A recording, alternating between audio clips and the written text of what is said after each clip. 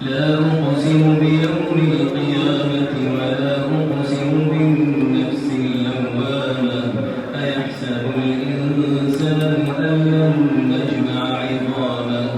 بلى قادرين على أن نسوي بنانه بل يريد الإنسان ليفجر أمامه يسأل أيان يوم القيامة فإذا برق البصر وخسف القمر وجمع الشمس والقمر يقول الإنسان يومئذ أين المفر كلا لا وزر إلى ربك يومئذ المستقر ينبأ الإنسان يومئذ بما قدم وأخر بل الإنسان على نفسه بصيرا ولو ألقى معاذيره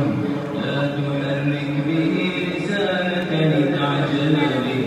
إن علينا جمعه وقرآنه فإذا قرأناه فاتبع قرآنه ثم إن علينا بيانه كلا بل تحبون العاجلة وتذرون الآخرة وجوه يومئذ ناظرة إلى ربها ناظرة ووجوه يومئذ باسرة تظن أن يفعل بها فاقرة كلا إذا بلغت التراقي وقيل من راق وظن أنه الفراق والتفت الساق بالساق إلى ربك يومئذ المساق فلا صدق ولا صلى ولكن كذب وتولى ثم ذهب إلى أهله يتمطى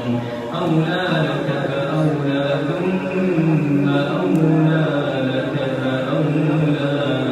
أيحسب الإنسان أن يترك سدى ألم